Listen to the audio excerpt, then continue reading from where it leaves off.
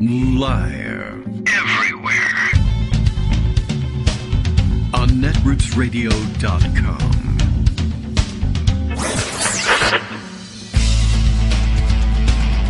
David Waldman. Kagro. In the morning. Now, here's David Waldman. Hey, good morning, everybody. How you doing? It is Wednesday, February 23rd, 2022, and happy birthday to the production staff in the background here. Why you're not in bed, and we're not off the air serving you breakfast in bed, I have no idea. But you're a demanding audience, and here I am. I'm sure we'll do something fun and interesting later on. And so, okay, I think we're gonna do all right. We've got to decide on what sort of fun dessert to have, and maybe something for dinner. I don't know. Could still be just we could have drive-through Luxembourgers. We could do the whole show about that again today, recounting the tale of how we wasted an hour on Luxembourg yesterday. But is an hour on Luxembourg ever really wasted? That is, that's a question we can explore in the first hour of today's show. But first, the Kagro in the Morning radio show, I announce to you officially, is live now, currently. That's right, Kagro X, me, the guy who's already been talking to you, reminds you that today's $1 million mystery phrase is rice pudding. That is true. It was in my morning post, and among the things I appreciate most during the Biden presidency. Not that he invented it, I've always appreciated rice pudding, and today is another day. That's the way I feel about it. That's the mystery phrase. Coincidentally, that's also today's safe word, nuclear launch code, and lunch special in the cafeteria. And it better be, except it's not my birthday, and I don't know how popular rice pudding is with the production staff. But I'm thinking cookies and cake of some kind later on, and it's good for everybody. Why don't you all have some? Join in the celebration, and we'll pick a universal time. Why don't we say at 2:23? Everybody light some candles and sing happy birthday. Not the one about where you live in a zoo and smell like a monkey either. No one likes that. Okay, I do. I kind of think that was funny. All right, let's see. Big roundup for today. And let's see. Greg already putting some things together. He's been sending me some things that, I don't know, maybe they're also in the roundup that are in my direct messages. Yeah, we'll probably get around to talking about this one, but I guess the American copycat truck caravan thing, I don't know how good they are at the logistics, but it sounds now like they're looking to arrive around March 1st. And as opposed to one of the original plans that floated, that they were going to somehow gum up the works in traffic inside Washington, D.C., as Canadians did in Ottawa, and that they might try and time it with the State of the Union address. And I thought that was kind of a lofty goal. I mean, a dumb goal, but also not only just ineffective, but one they probably wouldn't be able to pull off, of preventing the president from getting to the Capitol to deliver the State of the Union address, which I don't even know, what that's supposed to be symbolically. The idea, on January 6th of blocking the electoral count vote might actually, have produced some sort of strange technical result, but I don't know that blocking the State of the Union address does anything in particular. I also don't know that they may have figured out that the Secret Service wasn't going to stand for that movement of the president being blocked. And I don't think that the reaction that they were going to get was what they were expecting. It wasn't going to be like it was in Ottawa. Anyway, now I guess the plan appears to be, and I don't know how openly they're sharing their plans, but it appears to be to shut down Beltway traffic on or about March 1st. And for how long, I don't know. So people are already complaining about that possibility. Greg pointing out, of course, as he loves to do, that Northern Virginia elections, it is often said, are won and lost on traffic as an issue. And that's true. I guess it will remain to be seen. One, how Northern Virginia voters react to having the Beltway blocked. And, of course, Maryland voters as well. But two, I guess, how many opportunities will they have to register their displeasure, and with whom? I'm not 100% sure that you could say that even if they tied up traffic for days, that they would blame a political party in the midterm congressional elections for all this. But, I mean, it wouldn't be hard to figure out which party you should blame. There are already members of Congress drawing lines about that. As a matter of fact, noted drunkard Ronnie Jackson, who apparently is treating me for my phlegmatic throat at this point and doing so ineffectively. Some tea here, not prescribed by Ronnie Jackson, although it might not be a bad idea to get a little bit of whatever Ronnie Jackson's drinking. But I saw him tweeting this morning, or I saw the tweet this morning. Who knows when he tweeted? He's probably up late and on a bender, and decided that now was the time to tweet that sanctions ought to be brought, and he's getting into international relations here, that sanctions ought to be brought against Canadian officials for cracking down on the truckers in Ottawa and elsewhere. Almost no one shares that feeling except possibly the truckers themselves. But Ronnie Jackson deciding to go way out on a limb on that one. No mention of anything that might be capturing attention where others are, already discussing sanctions, like with Russia and Ukraine. That hasn't captured his imagination. But I guess if Republicans were to align themselves with a massive traffic jam and the people who were causing it intentionally on the Beltway, that could have negative repercussions. Northern Virginia, in addition to voting largely on traffic issues, is overwhelmingly Democratic, that too. And I did want to remind people who were involved in the conversation there. I saw at least one person throw out the name of Loudoun County. I assume Loudoun County. It came out, spell checked, corrected to London County, but I think they meant Loudoun. Thinking that we wouldn't be terribly inconvenienced by a blockage of the Beltway. And it's true, less so than others. But he was under the impression that all of us are working from home anyway. I am, that's true. Production staff 4 days a week doing it as well. However, I do want to remind you, just a daily reminder, that Glenn Youngkin did in fact lose Loudoun County by 11 points. And though there are still people who defend that as some sort of moral victory, it is an actual loss. And you shouldn't think too poorly about the good folk of Loudoun County, who, for the most part, though they were used as pawns in the Youngkin campaign, did not actually respond to the Youngkin campaign all that positively. There were certainly people who had their own reasons for doing it. Other Democrats have performed better in recent years, in presidential elections anyway, in Loudoun County. But for the most part, you want to look south and west for the people who really bought into the Youngkin campaign rhetoric, even though it was all about Loudoun County. Greg's here. I don't want to hold him up anymore. He won't be able to get home on the Beltway as it is. So let's get started. Good morning, Greg. How are you? Good morning. How are you? I'm fine. Well, little. Well, everybody who doesn't live in Northern Virginia understands fully that everybody in Northern Virginia commutes to the Pentagon, right? I mean, that's our picture of Northern Virginia. You might as well. I mean, it's a very large building filled with people. You know how it is. Parking lots around it. It's filled with people from Northern Virginia, right? Yeah, and so mostly. That's why traffic is so important. Yeah, it's true. The big deal about the Beltway is that you can block up most of the work. Someone was saying, well, it's actually pretty huge. It's not like downtown Ottawa. But the thing is that it crosses the Potomac River in two places, and there are some strategic choke points that if you block those, you really make trouble. And I think they know where they are. But I also think that there might be something in the neighborhood of a national security type plan for, no. If the Potomac River crossings are blocked, we'll just call in cargo helicopters and move you out of the way. Yeah, well, that makes total sense. See, I don't know. That's what happens when you block the Pentagon. Right. Try that first. So speaking of the Ottawa truckers, I just saw this very funny throwaway line in a Paul McLeod piece about how the Ottawa anti-vaccine mandate trucker occupation collapsed, which is in BuzzFeed. And to give you an idea of some of the things that were going on, big parties. A lot of people left willingly after they were told that they might be accused of making mischief. That is a big deal there. We know about that. Right. But the line that caught my eye, by midday Saturday, protest leaders had thrown up the white flag, figuratively and literally. Oh, Organizer Pat King told his followers, quite wrongly, that waving a white flag meant they could not be arrested under international law.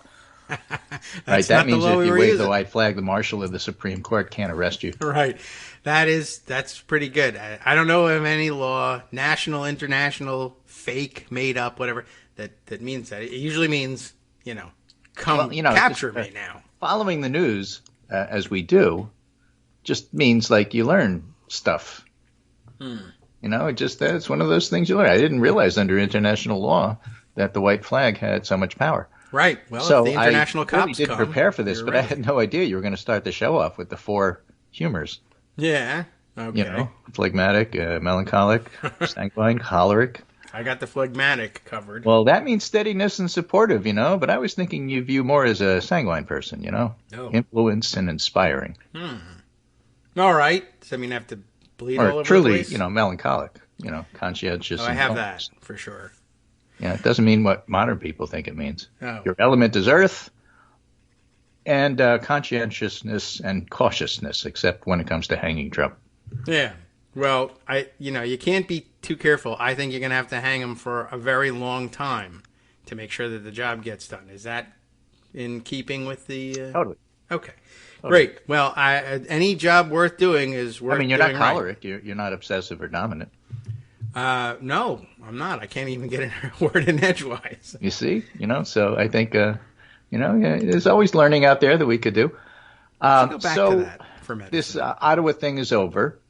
It's now shifting to the United States. There's already one permit that's been requested for the National Monument. You can't ask for a permit. For 1,000 to Be a 3,000 people to support the Canadian truckers. Sure.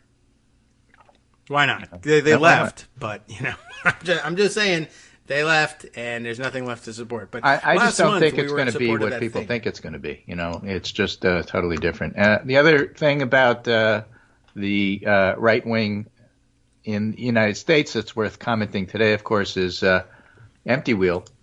And Armando had a very interesting discussion on Twitter. The whole United States, that's what we got. Yeah. Talking about, when you come down to it and you try to siphon off and maybe filter out all the fringe players, what you're left with is Trump and 3 people. Oh. Well, Roger Stone, with that. who basically is your connection to the militias, as Marcy puts it, Marcy Wheeler. Yeah. Empty Wheel. Right. And then Alex Jones, who's basically there to agitate people to beat everybody else up. Okay. And then Rudy Giuliani, who's coordinating it. Yeah, and his face is melting as well. With the White House, and then Trump. And so those are the 4 people who are the center of the conspiracy theory. The 4 horse faces of the apocalypse. Right. But, the Justice Department already has had a focus on Stone. I mean, he's already been indicted, convicted, pardoned. He's gone through the whole... Right. gap. Rudy hasn't. True. Right. As far as we know, we never did find out whether there were secret pardons lingering anywhere. So Marcy's point is that if the media wants to go chase on whether or not Ivanka gets subpoenaed, who cares? She's a marginal player.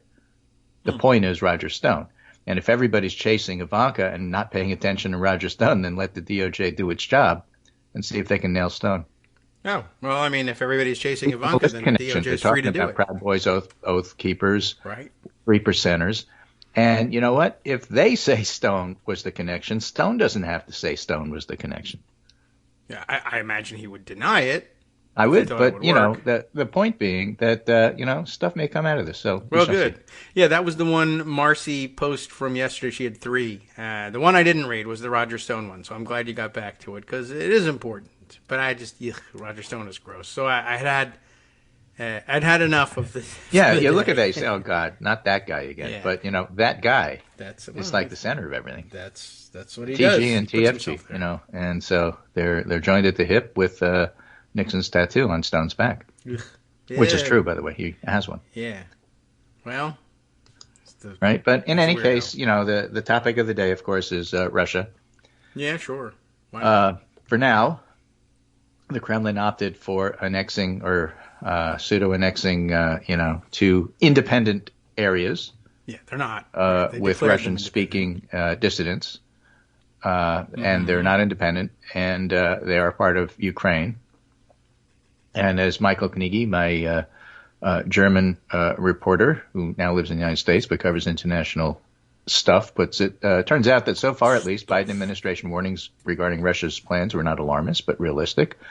Turns out that so far, European-American cooperation has worked pretty well. And turns out that so far, the new German government stepped up to the plate and said, yeah, we got to get rid of Nord Stream.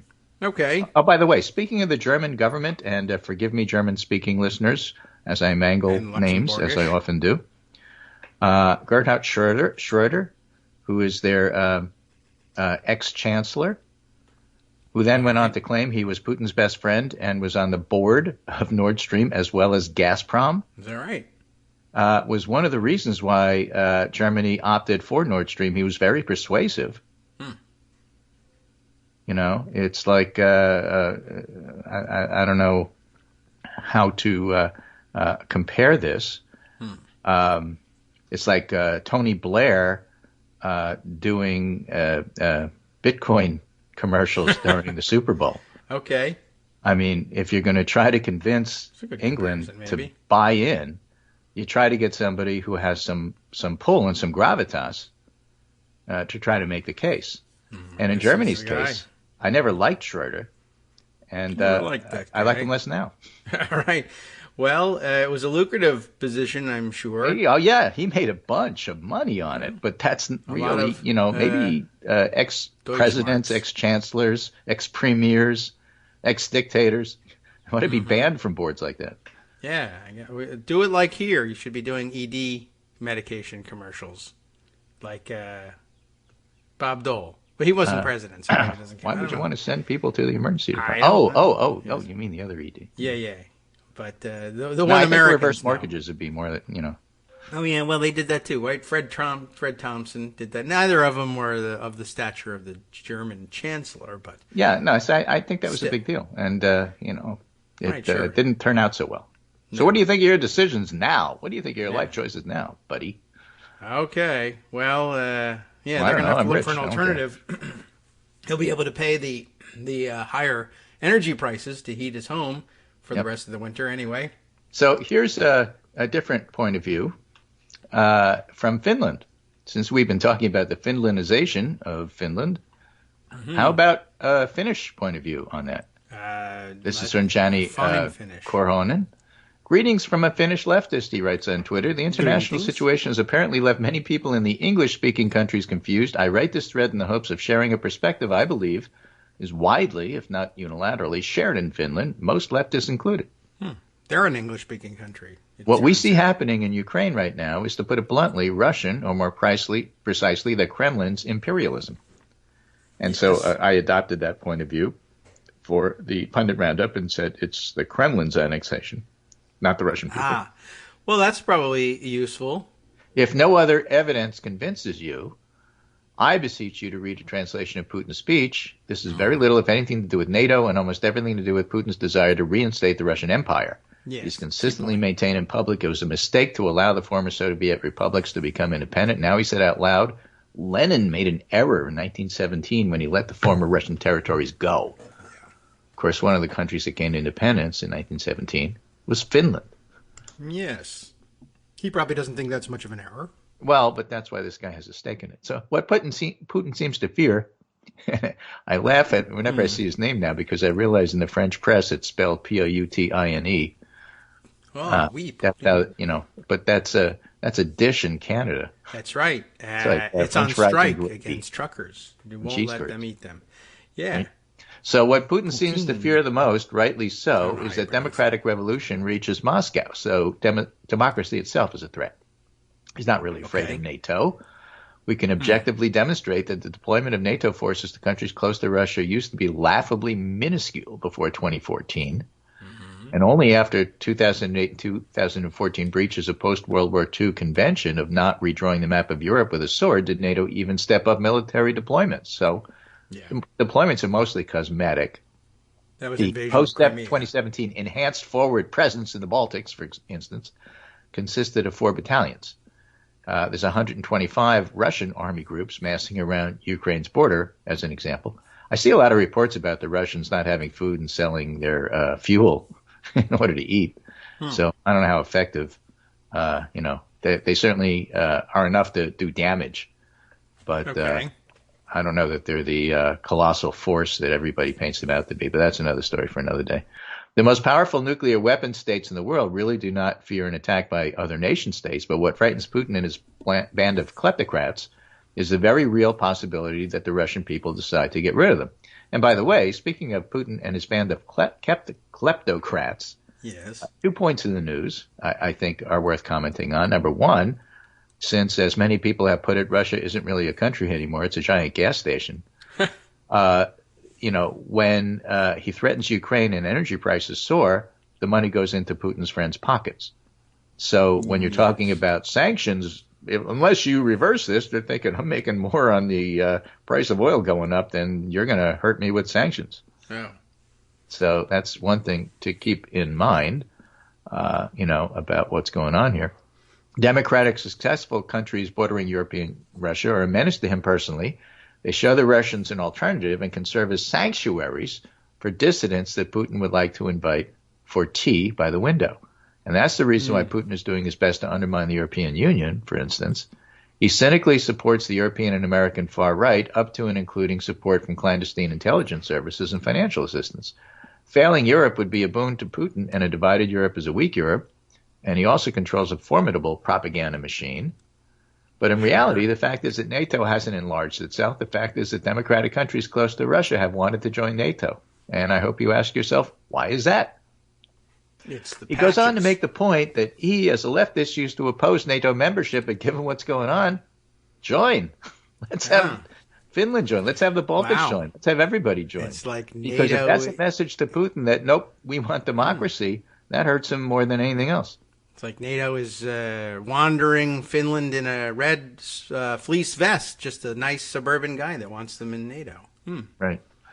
So Putin wants fossil fuel use to continue for as long as possible, says this leftist in Finland. And one of the reasons he supports the far right is to ensure that. So, again, he and his gas station make a lot of money from the high prices of oil. So he gets to that, too. The other point I wanted to make is that Biden is talking about sanctions around Putin and his cronies, and they would ratchet up if things go the wrong way. So Biden's being, pretty strategic and surgical in regard to sanctions and who they hit. That's good. Certainly, on the other hand, high oil prices are going to hit Americans right away. They already are.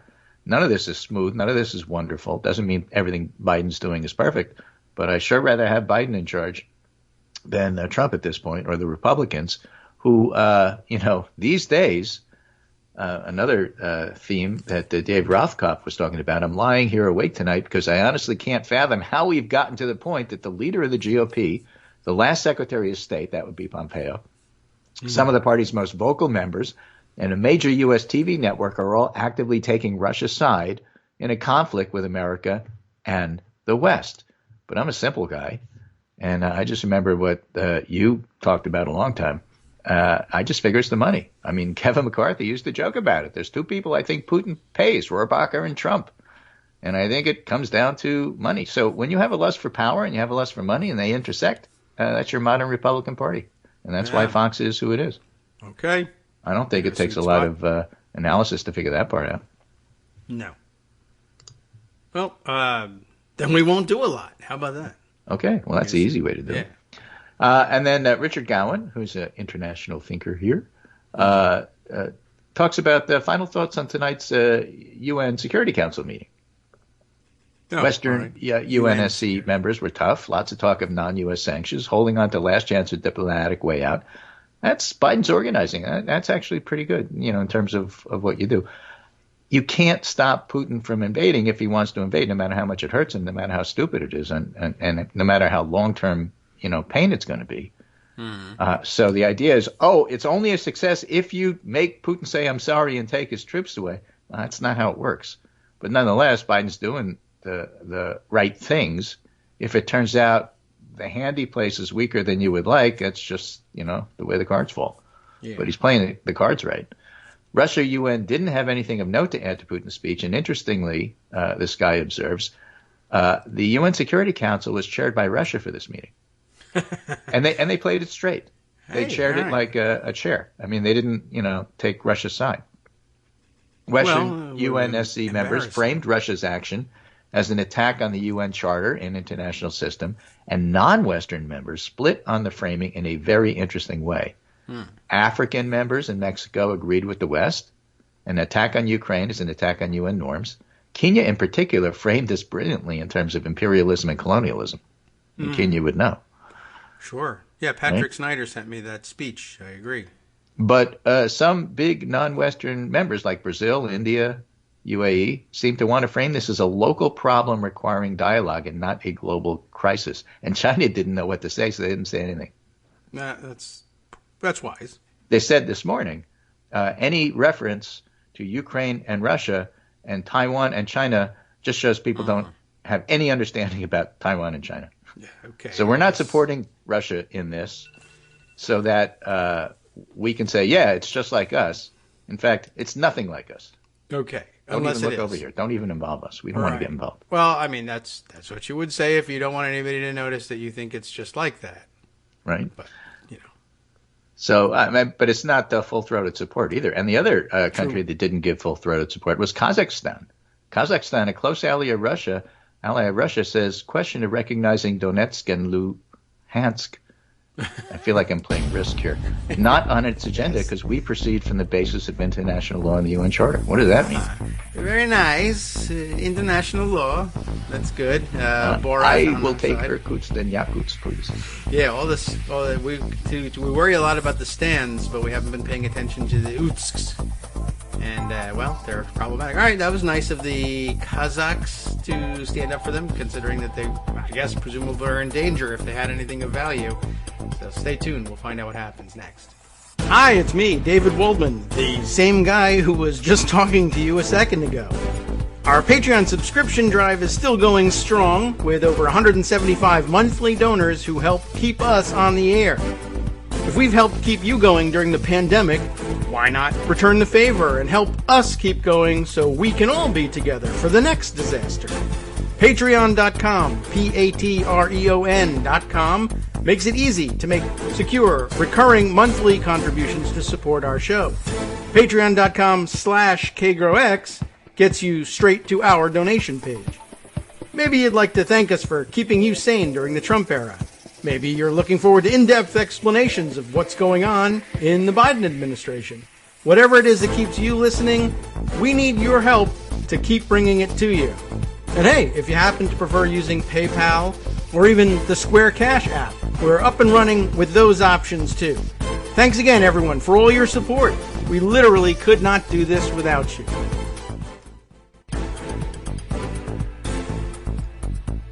All right, welcome back now to the Kagro in the Morning Show here on Netroots Radio. I'm waving the white flag, which under international law means I don't have to do anything in the next segment, I think. No, it means I get to talk over you. But I don't know if I have enough to keep you going till 10 o'clock. White but flag, I got a few international minutes. law, you're going to have to find something. Okay. Yeah. So right when the show was ending yesterday, and I wasn't on it, but you were, Greg and Travis McMichael and William Bryan were found guilty of hate crimes in the Ahmaud Arbery killings. The trial was the first connected to high-profile 2020 killings of black Americans to focus squarely on race. And the reason that was so remarkable is like, when you convict a cop for killing somebody, it's just like this almost never happens. And during the trial, again, I'm not a lawyer, and I'm not going to give you the fine points of how this broke out. I'm not Marcy Wheeler. I don't have that kind of, legal insight. But what was so interesting to me is that the feds were saying, look, these guys are racist. I know they're racist because they say racist things. They post racist things. They talk like racists. They act like racists. And clearly they killed this guy because he was black. Yes. And the defense said, yeah, they were racist. And they said racist things and posted racist things. But that's completely coincidental. They just happened to think this guy was a crook, and so they followed him and shot him. Yeah, they would have followed any because the white racist crook. stuff had nothing to do with why they wanted him dead. I mean, that's all you got. And the Fed said, well, it had everything to do with it because, they didn't follow white people around. They just followed this guy. True. And this is America, and so sometimes that's a good enough defense. But it wasn't. Does happen. He was convicted. Cool. They were convicted. Yeah. And that was what was surprising to me. Yeah, that's nice that they got there. And, yeah, very often that stuff will lose to a sly... There's always the chance that they just thought he was a crook. Yeah. Or he was just done it to doing a this in white self-defense. After following him in a truck, Oh, he just shot him in self-defense. Right. Well, that's the benefit of having the international outrage focused on the trial. Every once in a while, you get to a certain level of international embarrassment about these things, and juries react. I don't want this to be how the world views Georgia. We have to react. We have to respond. Well, this is going to upset a lot of political consultants who say, let's shy away from race. Don't make race central to what you're doing. Race is central to what's going on here. Yeah. Well, so is white Christian nationalism. Yes. And sure, true. you have to do it in a way that's smart. You can't just take a bludgeon to these things. But you got to make them central to what's going on, because you know why? They're central to what's going on. Yeah, that's true. They motivated and animated the January 6th stuff. Yes. So make it toxic. Okay. Can we do that here? I will. I mean, we'll have other people do it. We'll read they're making it toxic. They do a great job at it. We'll just assume it's toxic and go along with the flow. Mm. I'm willing to. And I mean, it's very convincing stuff. Scholarly writing on it at this point. That's pretty convincing. And I think we've all sort of felt that it was true innately, but now we have very important sounding think tanks saying the same thing. And that's the currency of Washington. So eventually the consultants will come along as well. Right. So what other things can we talk about? Well, we still got this pandemic going on, although it's certainly winding down. There's some amazing statistics about how good things are, like in New York City, for example. Instead of 40,000 cases, 400 cases a day, that sort of thing. But Vincent Rajkumar has a really interesting graph, which looks like it's a Financial Times graph. They just have a certain style to it. And I'll give it to you. And he's talking about how everybody makes mistakes, but minimizing COVID didn't turn out to be right at all. And it's cumulative deaths attributed to COVID-19 in European Union and the United States. Attributed. Okay. So in other words, at the beginning, it's just the flu, and then you could see the death right slide go up, right? And then as things level out, there's the Great Barrington Declaration, where we should just all go for herd immunity. And then you see the death slide just take a steep curve up. Wow. And then you have September of 2021, where people are talking about, we finally reached natural immunity. And then, of course, the death curve goes up. Yep. And that's where we are now. And so now we're going to declare that the pandemic is over.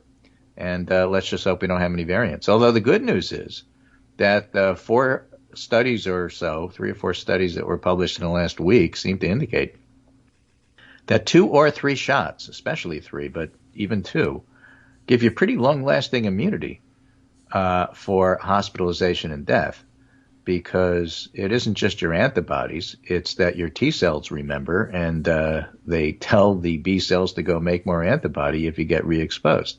So, yeah, you get reinfected, but no, you don't get as sick.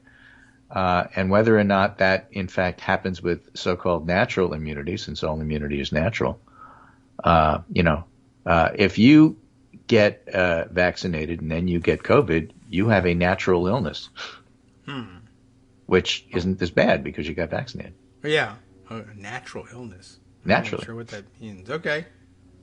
Right? But so, that's the idea of the vaccine. Yeah, and a very good cardiologist from California, Eric Topol, points out the pandemic isn't over. Omicron won't be the last coronavirus variant to haunt us. Even now, as we're descending from the Omicron wave, we still have more than 60,000 patients in the hospital and more than 2,000 deaths a day. And that's one of the annoying things about, people declaring that this is over. it's over, there's a lot of illness still going on here. Yes. It's not like, okay, the hospitals can close. They don't need to exist anymore. Yeah, we pack it up. Right. Now, back in June of 2021, when there was containment, there were fewer than 12,000 new cases a day and 15,000 patients were in the hospital. And now we have 60,000 patients in the hospital. Not 15, but 60,000. Yeah. So we're not even back to where we were in June 2021 is the point. And so that's why people say it's a little premature to say it's over. It's true that we're definitely on the downslope and things appear to be improving.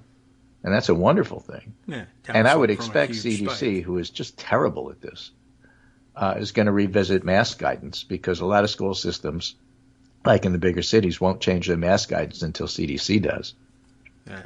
But they should. I mean, they should revisit it, and they should at least tell us what's going on here. The director Walensky put her foot in it again. Oh. And said, wearing a mask these days is like the scarlet letter, and so we want to adjust to what's going on here for reality, to those words to those effects.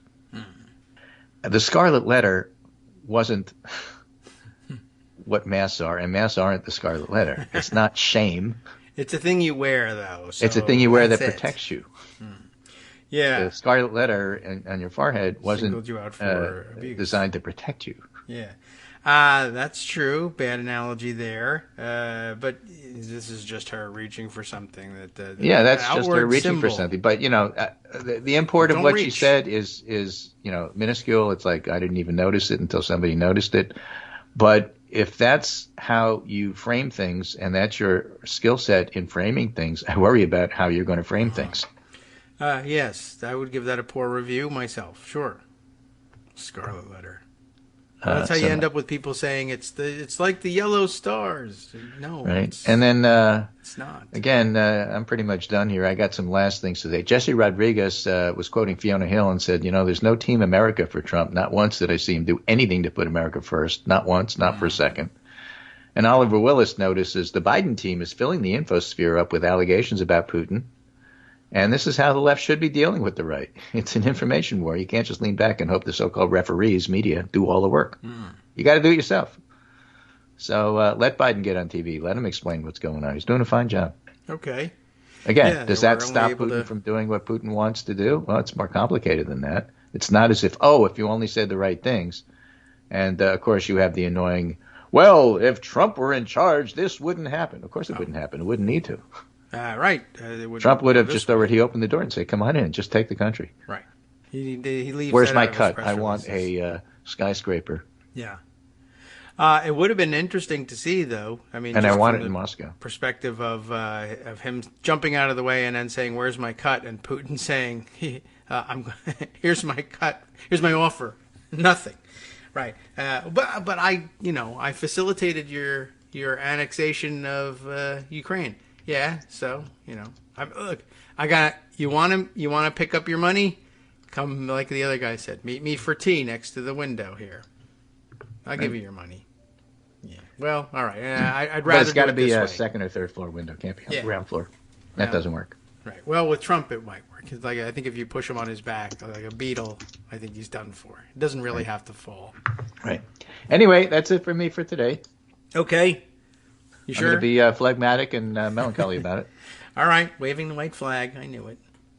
Well, all right, you chicken. Well, we'll see you tomorrow. That means you can't arrest me. That's true. International law. International law. Can't argue with international law. Huge, right? Yeah. So, where is he available to help with litigation in Ukraine? Could he not teach the Ukrainians to use the white flag so that the Russians have to leave under international law? No, that's an interesting idea. Send the Canadian truckers to Ukraine. They should have thought about that when they, on January 6th, when they invaded the Capitol. Yeah.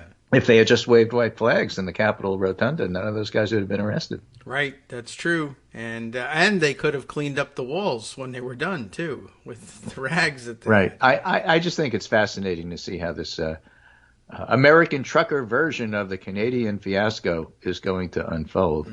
As you pointed out, the Beltway is enormous, and it's not like the downtown Ottawa streets. And so using the trucks as a boa constrictor, as one of their organizers said they were going to do, it's going to be a little difficult, especially when you're prepared for it. And you have so much, area to cover. So making the locals annoyed isn't necessarily the best way to get your point across, but we'll see. Yeah, okay. Everybody get a pot and a ladle. You know how that worked against the truckers. Well, give it a shot. They're going to need a lot more truckers to shut down the entirety of the Beltway. But like I said, if you parked some of those trucks on the American Legion Bridge... And you leave them there, and you don't try to get rid of them. Right. Then you could then you'd have a problem. Cause some damage. But I don't think they're going to leave them there, and I think they're going to try to get rid of them. Okay. Which is what Canada didn't do until like a week later, and then they realized they could, and so they did. Yeah. Well, you can't get rid of them. If somebody types on the internet that if you set the air brakes on a truck, it's immovable. And not only that, they had a white flag on the truck, so you're not allowed to move it. Look, I read it on the internet. You're not allowed to touch the thing, and also the no trespassing signs that they put in there. No trespassing. This is a sovereign country. Right. It says don't tread on me, so you can't step on the truck. And if you can't step on it, how are you supposed to get in the cab and make it move? Right. That's right. They put the don't tread on me on the step up to the door, and that's that. It says right here not to tread on it. So, All right. Well, we'll see what they're prepared to do. I don't know. I have a feeling they'll find a way to make some trouble. I'm just saying. I'm looking at these plans, and I'm less than whelmed. Okay. I'm underwhelmed, in fact. Yeah. Well, we'll see whether they can find a way to increase your whelminess. I don't know what that your whelm being. I don't know. We'll see if we can figure out the word for it. Well, that's whelm should have been the fifth humor. I said that back then, but the Greeks didn't listen to me. Anyway, take care. Enjoy the show. Enjoy your time on the show, and I'll be back tomorrow, and maybe some news will happen. You never know. Okay, probably. There's a whole international community out there waiting to make news. Okay, and international law to govern it at that. So let's see. Yeah, I'm pretty phlegmatic about it all. All righty, take care, and I'll talk to you tomorrow. Okay. And if you're overly phlegmatic, if you would like, you can. There's lots of white flags made out of, I assume, handkerchiefs. At some point, they would get. I think they did say that you could wave your T-shirts or underwear, which was really just unbelievable that they would have offered that. And of course, after 3 weeks of camping out in the streets of Ottawa, I don't know how white everything is. Probably that might have been the reason that it didn't work. The whole thing wrapped up in there. Okay, let's see. What have we in Pocket and elsewhere to share? Oh, look, I put the Ronnie Jackson thing away. That's good. Hey, there's a lot going on. Want to hear about something interesting or something dumb? Because I got a little bit of both. On the dumb side, there's Melania Trump, who apparently, you remember when she was minting NFTs of some kind. I don't know. I'm going to have to read the article because I can't remember whether this had something to do with the hat that she was auctioning off for charity or not. There was the story. I don't know if we mentioned on the air. You remember she wore the hat. You don't remember what hat. But allegedly it was a hat she wore while she was first lady, and that means something to some people. Trump fans, I guess, think that's wonderful, and if you're auctioning it off for charity, well, then what the hell? Lots of people who, for whatever reason, would spend money to own a hat that she wore because she was first lady, and that's an important thing, and the money's going to charity anyway. Then it turns out that the charity for which they said they were donating, this money didn't exist. It hadn't been registered yet, but they were trying to tell the story. Well, it's new, and we're about to register it, and, so it's okay. But you have to file this paperwork with the state first in order to get your nonprofit status, et cetera, et cetera. So some eyebrows raised over that one, although I don't think we covered that story. And now, then there was this NFT thing. She was going to launch an NFT of some kind, and apparently it's not entirely separate from the hat thing. And I thought it might have been a good opportunity to, do a little bit of explaining of NFTs from the real world, from before NFTs were NFTs and they were all digital. At least you could say, all right, well, the hat she wore There's only one of them. There's lots of other versions of that hat. It might have been a mass-produced hat, but only the one that she wore is the one that was worn by the First Lady. There's only one of them. So blockchain or no, that's a non-fungible token in the sense that there's only one of them. But then it turns out, no, she's going to do an NFT, and it does have something to do with the hat, and they're going to have digital artwork of that effing hat. I don't understand. There's no limit to the stupidity of what can be turned into an NFT. And so therefore there are too many of them, and therefore there really ought to be no value to them, and eventually everyone will be issuing NFTs, and then it'll be like, well, that's just, who cares? Digital representations of stuff that some people had, and there's a billion of them, and we don't need this stuff. And all right, well, anyway, it turns out that they did, in fact, launch this NFT, but I'll let Bloomberg tell the story. Money that won the Melania Trump NFT, and I'm still not clear entirely on what exactly it was, and whether it was a hat or a drawing of the hat or a digital representation of a drawing of a hat, but they did something, and they auctioned off this NFT that may or may not have been a hat. Anyway, the real point of it is that they had this auction, and then, of course, she walked around saying in whatever her accent is, oh, it's a very successful thing, and, of course, it was a Trump-branded thing, and so it brought in lots of money. Anyway, it turns out that the payment is now made, and the NFT has been purchased, but guess what? The money that paid for it, because I think they paid in some kind of cryptocurrency, which may or may not have been the point of this whole thing, but the cryptocurrency that paid for the winning bid on the NFT launch came from Melania Trump's own cryptocurrency wallet. I guess one of the things about cryptocurrency is you can tell that stuff, and I mean, I guess now it looks like she had an auction, and in order to make it look like her auction was successful, she bid a lot of money on her own auction and then said, look how much money we made from my terrific auction. And it was all fake. But it was all fake to begin with also. I mean, on top of it all, it was a digital representation of a drawing of a hat that nobody cared about as a hat. Anyway, money that won Melania Trump NFT came from Melania Trump wallet. It says here in a headline that somebody thinks makes sense. The former First Lady began an auction in January for a collection of NFTs, on the Solana blockchain. Don't know it, but doesn't matter. Including digital artwork of a hat that she wore. And now we're just in stupid territory. But dumber than that is I have agreed to read this article without checking ahead of time the name of the author. Holy moly. Let me see if I can get it's like could be an African surname, could be maybe Polynesian possibly, but the end of it looks a little more Polynesian. The beginning of it looks a little more African. Wow. Miss Lena, Mysyrlena,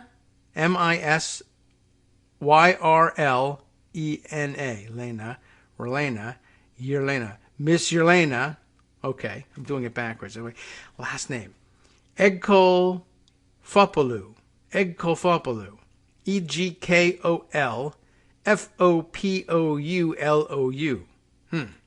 Maybe even almost Greek if there was an S on the end. Egkolfopoulou. I'm really sorry about this, but I'm doing my best. It's not Finnish, but just as difficult. The source of funds for the winning bid in Melania Trump's first NFT auction appears to be the creators of the project themselves. They just couldn't bear to part with a digital representation of a hat that she wore once but isn't wearing now. I don't know. A series of blockchain transactions show that the cryptocurrency used to purchase Trump's non-fungible token, which is just an infinite loop of idiocy, if you ask me, came from a wallet that belongs to the entity that originally listed the project for sale. You can't even just name names in this thing. The former First Lady began an auction in January for a collection of NFTs on the Solana blockchain with art from her first official state visit in 2018. And here is an embedded Melania Trump tweet with a picture of like a watercolor rendition of her wearing a hat. I mean, it is a hat.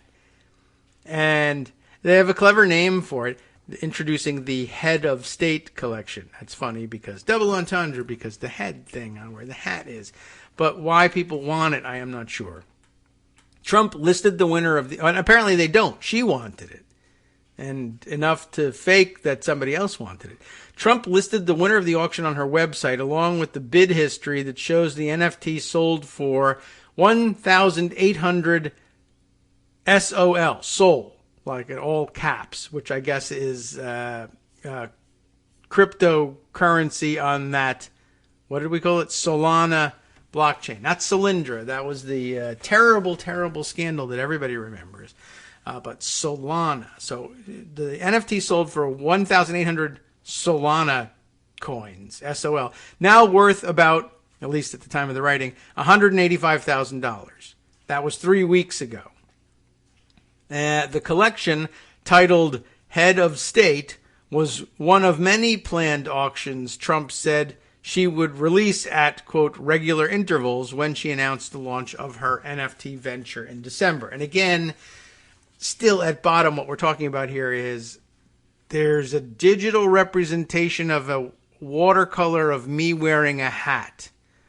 What am I bid for it? $185,000 sold. I don't understand how we get there, even when she's the one buying it. I still don't understand it. Transactions reviewed by Bloomberg News show that on January 23rd, the digital wallet listed as the creator of Trump's NFT transferred 372,657 USDC. What is it? I don't know. A stable coin is one word. Stable coin, like stable genius, stable coin, except, could also mean stable like horses. I don't know. So 372,657 USDC, a stable coin pegged to the US dollar. Why not just have dollars? The creator of Trump's NFT transferred all this stable coin, whatever the hell that is, to a second wallet that later sent 1,800 Solana coin thingies to a third address. The third one is listed as the winner of the auction on Trump's website. So she kind of tried to disguise it, and it just didn't do very well. On January 27th, the original wallet sent 1,800 Sol back to the second wallet address, according to blockchain transactions. The record of the transactions was earlier reported by Vice, and nobody watched it or read it. In a statement, the office of Melania Trump, or a digital representation of that office, I'm not sure which, said, the nature of blockchain protocol is entirely transparent. Accordingly, the public can view each transaction on the blockchain. The transaction was facilitated on behalf of a third-party buyer, who we won't tell you who it is because of how much transparency we have. Every transaction on cryptocurrency blockchains is recorded on a public ledger for anyone to see, and analyzing transactions from start to finish can provide insight into the movement of money. It's common for investors and creators in the space to own multiple wallets and even to move assets around between them. I'm not certain why that is the case. And also, originally, I thought that the whole idea was, we'll have cryptocurrency like Bitcoin so I can buy drugs with it on the internet, but if I put my name on it, then aren't I in trouble? But I don't know. That freedom has given way for some actors in the space to simultaneously buy and sell the same asset, and in some cases artificially raise its price. I guess that's one of the things you can do. I was dumb and I bought one of these Bored Ape cartoons. Now I have a digital representation of the stupid cartoon, and I'm not making any money on it. So I guess one of the things you could do is I'll have 5 wallets, and I'll sell it to myself 4 times, and the price will go up, and then people who have programmed bots to look for hot properties will see an ever-increasing price on my NFT, and then they'll buy it from me, and then I'll finally be rid of this effing NFT and have made all the money that I was promised I would make for buying NFTs, and therefore the whole venture is a success. I guess that's what they're saying is something you do. So, great. That process, by the way, is known as wash trading. They have a term for it and everything. Earlier this month, a Chainalysis report showed that NFT wash traders made as much as $8.9 million in profit in 2021. Presumably not for themselves or from themselves, but I guess finding a sucker at the end of the wash trading. Wash trading is prohibited in conventional securities and futures, but NFTs are traded in an unregulated market and as a new asset class have not been designated as securities. It's unclear if the value of the Trump NFT was inflated by the movement of money through the wallets. Trump last year became the latest celebrity to try to cash in on the craze for NFTs as digital collectibles increasingly moved into the mainstream. The tokens, which combine the world of cryptocurrencies and blockchain with the realm of creative pursuits, are fodder for both retail traders and professional investors. The head of state collection included a package of 3 artworks, loosely defined, including the white broad-brimmed hat that Trump wore at the state visit, signed by her. It also included a watercolor painting of the former First Lady and a digital artwork NFT with motion visuals. So as far as I can make out, she had a hat, she sold the hat, and also you could buy as a package, or maybe I guess even individually. You could buy the hat, a picture of the hat, and also a video of the hat. And somebody paid, I don't know, maybe $185,000 for it, and it turned out to be her. And I don't know who's supposed to be stupid in this picture, now that I think about it. I mean, I don't know. I mean, I guess her, but she's got money to spare, so it didn't bother her any. And her name's in the news, and it makes it sound like she's technically savvy. So, anyway, don't buy these things.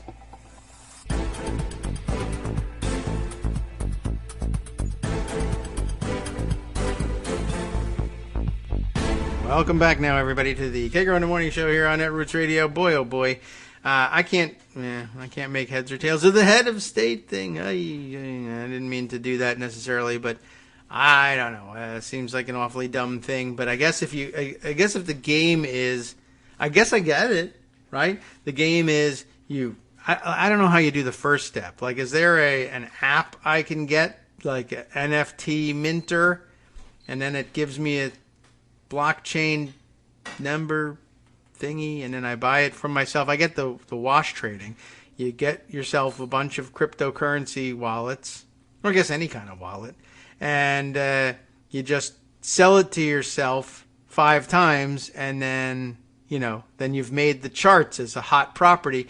And I think the idea is you publish enough articles that say you can make $1 billion in a day trading cryptocurrency or NFTs, and then some people believe it, and then they say, a lot of, I guess I understand there's trading bots for NFTs. So if you're, a coder and you've got some money to spare and you think you want to get into this stuff, you just say, look for a hot property that's, rising in value, but that's under a certain amount of money, because I'm not a billionaire yet, and then just buy it, and then pretty soon someone else will buy it because they also have bots that are looking for hot properties. If I snap up this one that's selling for $25,000, but that started out at $5,000, and then somebody wash trades it enough times so it gets up to $25,000, I grabbed it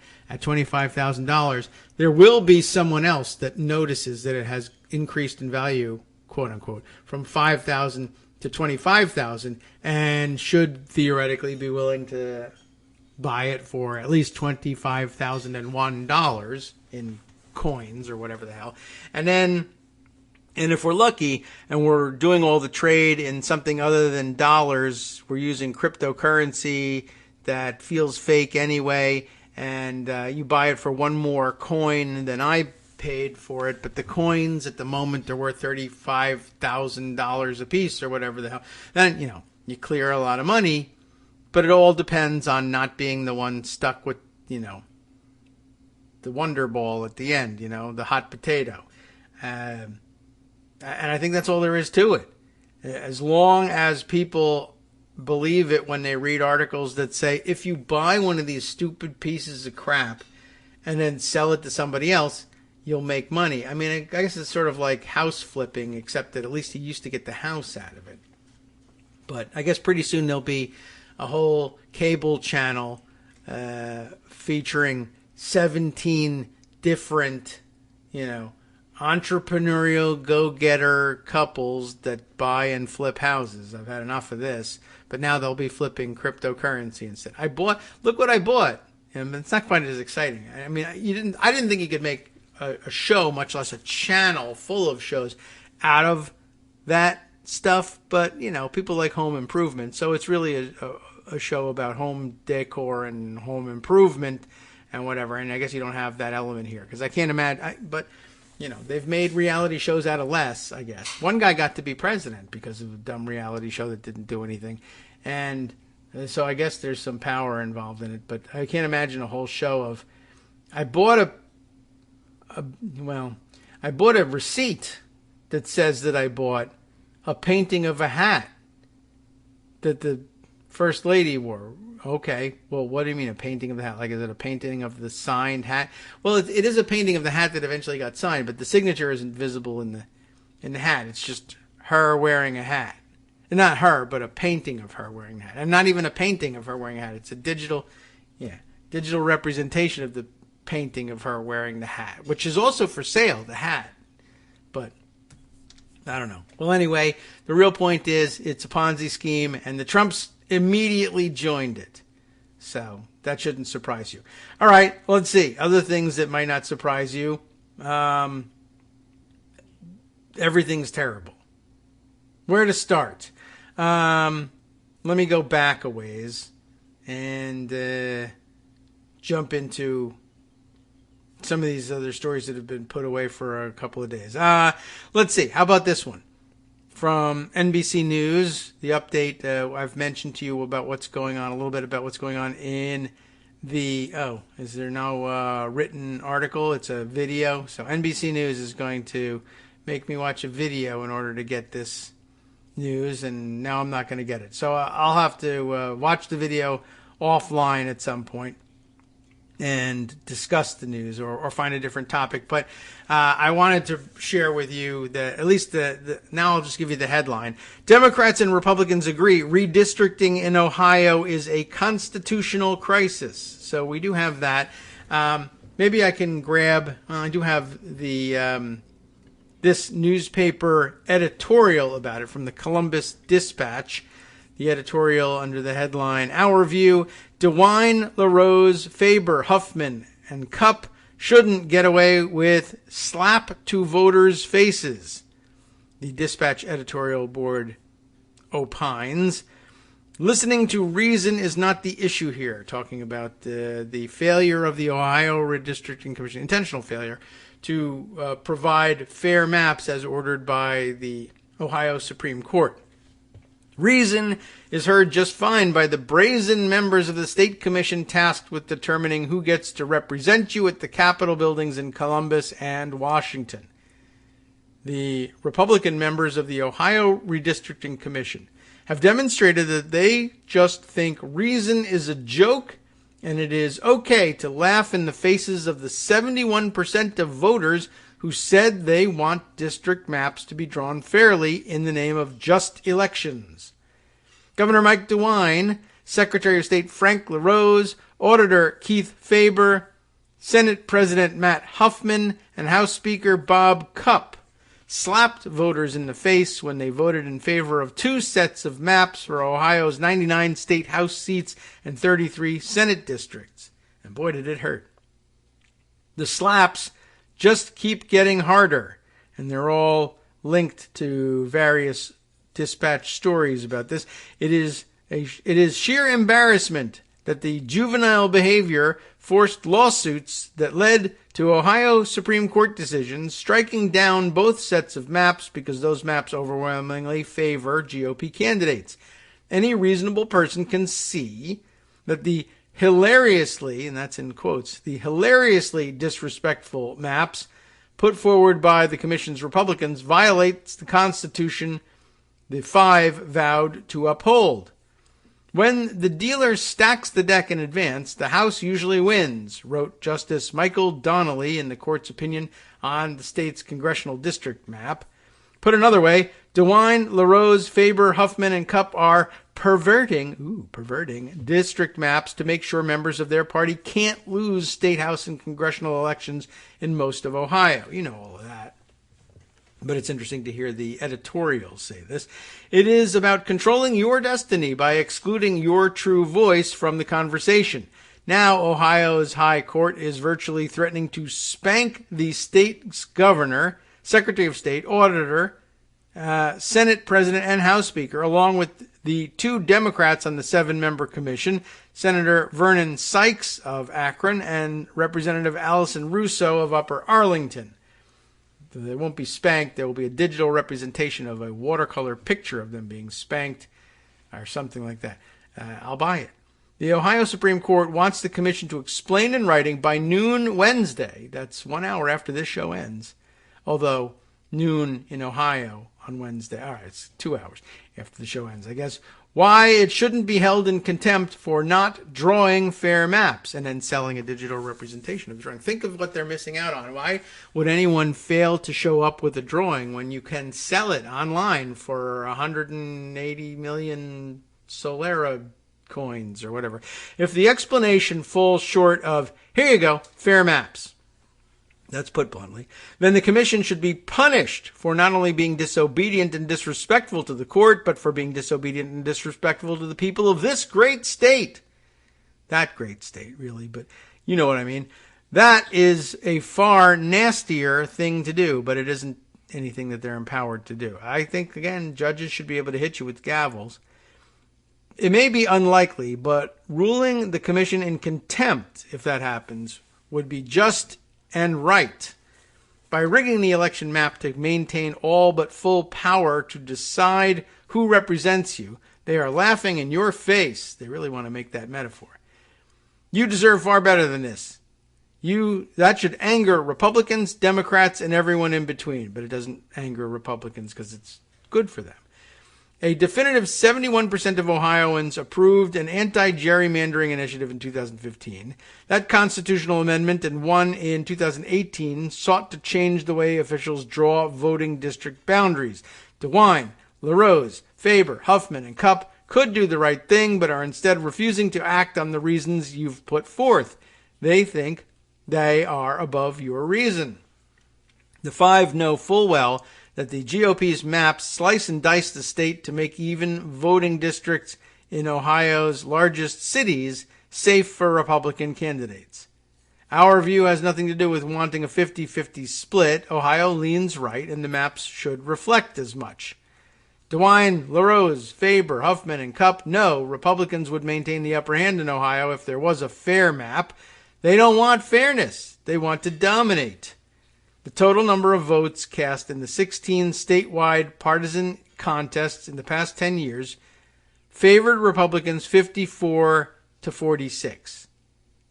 The maps should reflect that. Despite ridiculous public explanation of why they have failed to execute your will, the fact is that Republican Commission members have not created fair maps because, like selfish children with a bag of candy, they do not want to share. And do not be fooled. Putting forward a fair and just map might be complicated, but it's not hard. Citizens have offered multiple maps the Commission could have and still can use to arrive at equity. It is reasonable that Republican lawmakers on the Commission would want to keep all the power they can.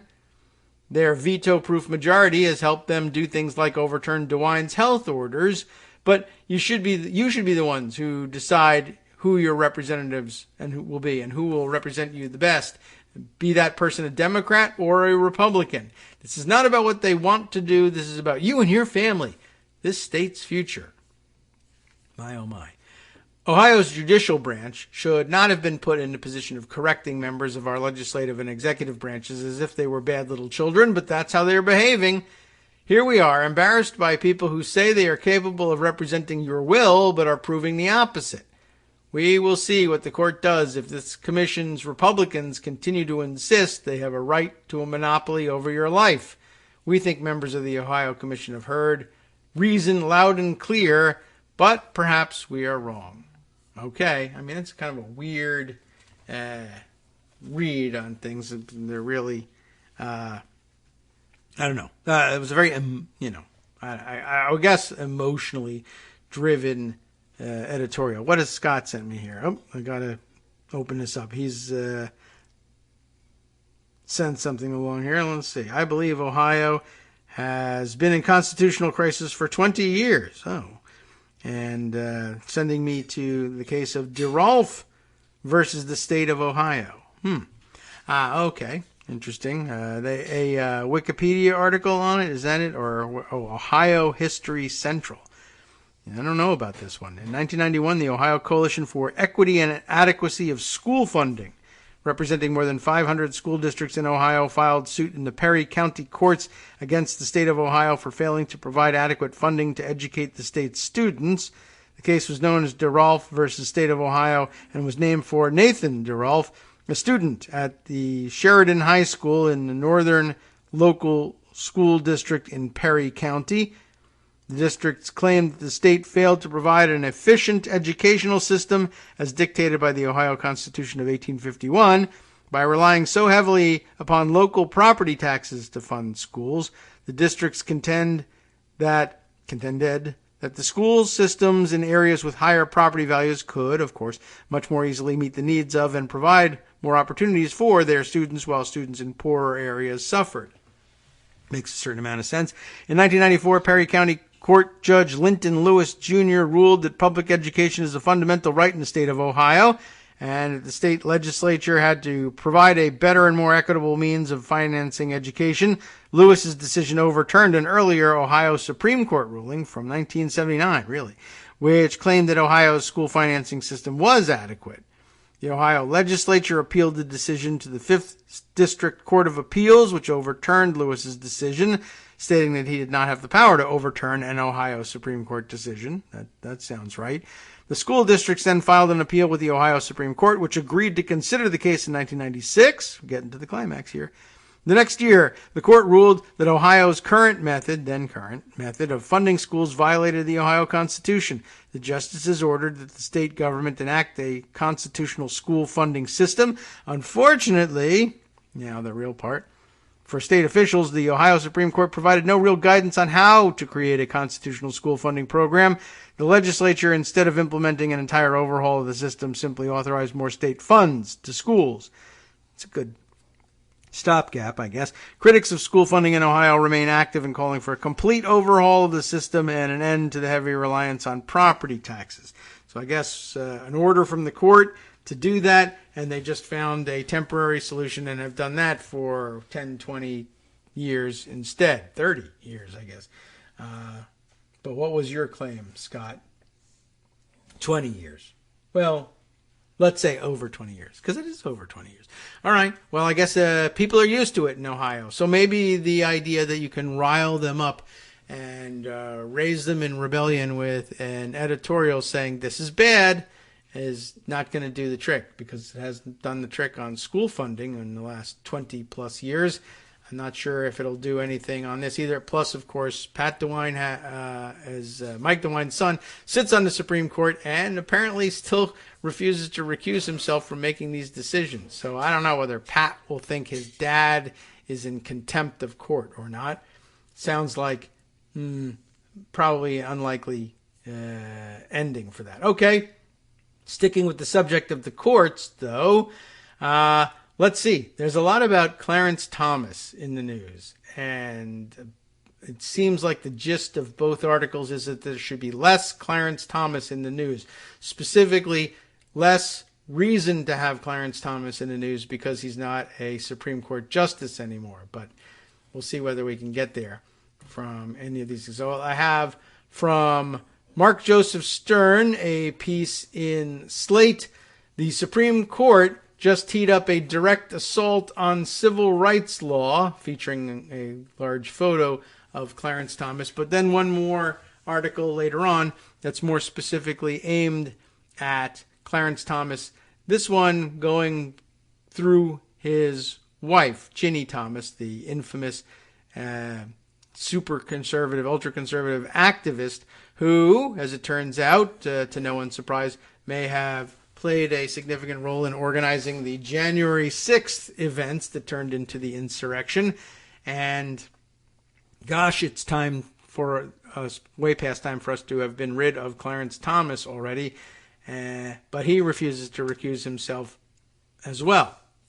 But first, let's start with what he might be able to do in cases that don't directly involve family members, but yet might very well rewrite the history of the United States. Again, the Supreme Court just teed up a direct assault on civil rights law, writes Mark Joseph Stern in Slate. A constitutional revolution led by Justice Clarence Thomas and Neil Gorsuch has finally arrived. Let's figure out what that's about. The Supreme Court announced on Tuesday, yesterday, that it will decide whether civil rights laws violate the First Amendment when they, quote, compel an artist to speak or stay silent.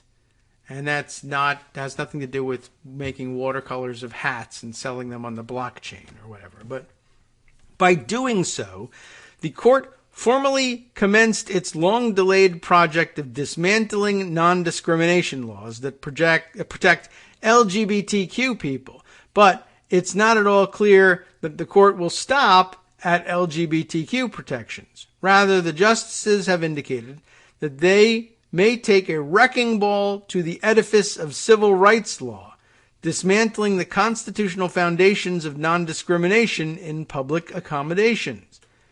What? Yeah. Tuesday's grant marks a victory for the conservative campaign to undermine LGBTQ equality by granting businesses a right to discriminate. This campaign nearly succeeded in 2017's Masterpiece Cake Shop versus Colorado Civil Rights Commission, which, you may recall, contested Colorado's ability to penalize a baker who refused to provide wedding cakes to same-sex couples. But in an opinion by Justice Anthony Kennedy, now gone, the Supreme Court did not decide whether this penalty violated the baker's free speech. Instead, Kennedy punted, holding that the state evinced unconstitutional hostility toward the baker's religion. Duh. Now, the court will answer the question left open in Masterpiece Cake Shop, whether the government can require businesses to make art for same-sex weddings. It's, quote, art. Now, I don't know whether they mean cakes as art or what, but okay. Or just I want to have an NFT of a painting of a cake, and you won't make it, and that makes me mad. The new case, 303 Creative versus Elenis, involves a Colorado graphic designer named Lori Smith, who refuses to create websites for same-sex couples. We're getting abstract here, but okay. Off the bat, it's important to note that Smith has not been asked to make a wedding website for a same-sex couple. Indeed, she does not yet make wedding websites at all. Her portfolio focuses on churches and Republican politicians, which is not weird or an odd combination or evidence of Christian nationalism or anything of the sort. It's just of the two sectors of the entire economy. I was going to do three. One was going to be oyster crackers. The other was going to be churches and Republican politicians. But then I realized I don't know how to draw an oyster cracker. So I just stuck, coincidentally with churches and Republican politicians. But she plans to make such websites in the future. And when she does, she intends to turn away potential same-sex customers. This smells like a setup. Anyway, rather than await a conflict that may never come, Smith teamed up with Alliance Defending Freedom, an anti-LGBTQ law firm. The Alliance Defending freedom except for LGBTQ people, I guess, to proactively sue Colorado. I have a feeling that when I open my business to making wedding websites, a same-sex couple will ask for a wedding website, and I want to refuse them, and I'm going to sue Colorado so that I know what to do when the time comes. I don't know. Okay, sure. ADF, the so-called Alliance Defending Freedom, asserts that the state may one day punish Smith for discriminating against gay people, and that this threat alone violates her First Amendment rights. It even produced a gauzy promotional video for the lawsuit. I bought the NFT of that video, by the way. When the 10th U.S. Circuit Court of Appeals ruled against Smith, ADF rushed to the Supreme Court, where it hoped to wind up all along, because there are idiots there who will say things like, instead of saying, well, why don't you wait and see what happens, and if you find yourself in trouble, then you can sue, and that's really been judicial canon since forever in this country. There's a real possibility that you could get 5 robes to say, yeah, we've always done things the other way, and with good reason, because it would open up the floodgates if we allowed for this sort of speculative suit to go forward. But why don't we give you the win and also declare our right to not entertain that flood of lawsuits from other people? And we'll just say the people we like will get to win and the people we don't like will not get to win, and that will be the new law. Now, that's confusing and difficult to apply across the board, but why bother when we could just have circuit courts of appeals say who they like instead, so long as they're populated by Republicans. If we don't like the people that the circuit liked, then we'll reverse them. Easy peasy. An easy way of making law. All right, so 303 Creative is a test case, and in fairness to ADF, it's a clever one because it centers on actual speech, the creation of a website, which is undoubtedly a form of expression. In Masterpiece Cake Shop, the justices got bogged down in a debate about whether baking cakes qualifies as speech under the First Amendment, as you can imagine. During oral arguments, Justices Ruth Bader Ginsburg and Elena Kagan prodded ADF's attorney to explain who exactly constitutes an artist with a right to deny service. A florist, a jeweler, a hairstylist, makeup artist, a tailor, a chef. There's a lot of questions here. Whose services communicate a message triggering the First Amendment, and whose don't? ADF could not draw a cogent line. Not surprising. But everyone agrees that website design is speech, and that makes 303 Creative the perfect test case for this Supreme Court, because it can strike a pose of modesty while laying the groundwork for a revolution against civil rights laws. This process may have already begun. So this is interesting. I just was struck by this, the thought of how this process is going, and the comparison to the cleverness with which Texas came up with the idea of enforcing its abortion law through private rights of action to sue for $10,000 and make vigilantes out of everybody. Might likewise, give the off-ramp that 5 robes need to create an entirely new and ridiculous body of law. This process may already have begun. In taking up a new case, SCOTUS sometimes rewrites the question presented to frame the case more narrowly or broadly. Here it wrote a question that frames the free speech issue in sweeping terms, whether applying a public accommodation law to compel an artist to speak or stay silent violates the free speech clause of the First Amendment. Although, is she really speaking? I know that creating a website is a lot more like free speech, but then again, you don't just put on the website what you want on the website. You're working for a client. It's really the client's free speech, and you're facilitating it. But why solve problems for the Supreme Court? They're not going to listen anyway. Anyway, in one sense, this question might disappoint ADF. The group teed up 303 Creative as a double whammy, asking the Supreme Court to cut back non-discrimination statutes and overturn Employment Division versus Smith, which strictly limited religious exemptions under the Free Exercise Clause. Phew. Okay, well, we're not going to make it all the way through the article here, but we're going to roll the music and we'll continue on the other side and then get to the rest of the bad news about Clarence Thomas. So let's see there. We're looking also to overturn Employment Division versus Smith, which strictly limited religious exemptions under the Free Exercise Clause. But using this case to topple Smith was always a long shot.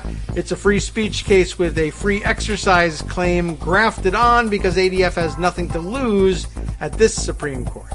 All right, well, we'll stop here and pick it up on the other side because we'll never make it through the rest of this paragraph otherwise. Sup fam, it's your boy Darwin, aka Darwin_Darko, aka the most reasonable man in America, aka KITM's senior black correspondent. You might remember me from such recordings as Spacemen vs. Space Cadets and We Need to Talk About Joe Biden. Today, I want to bring you good news about that thing you've been struggling with. Do you suffer from giving too much of a damn? Do you turn on the series of tubes and find yourself outraged at the particular way some news organization strung some sentences together only to realize, nope, this is not some fictional hellscape? Well, guess what? You no longer have to accept the life of giving too much of a damn. You can do something about it, because even you, yes you, can be a show contributor. Now I know what you're thinking. Hey, Mr. Most Reasonable Man in America, I'm not some professional podcast talking guy. Don't worry about it. Do you have a smartphone or some other electronic recording device? Well, that's all you need. You too can have a segment where you can read us an important article and give us your take. Read one of your own original essays, or even just give us your commentary on something you'd like to share that's important to you. Fair warning though, side effects may include general punditry, having opinions and hot takes, getting stuff off your chest, and hearing your own voice.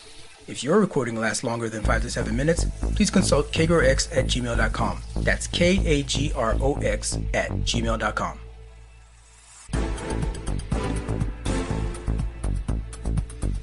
All right, welcome back now to the Kagro in the Morning Show here on Roots Radio. I got a nice note here from Athena 5000 with a LMAO GIF here, but of course it was 48 minutes ago and I can no longer remember what was so funny.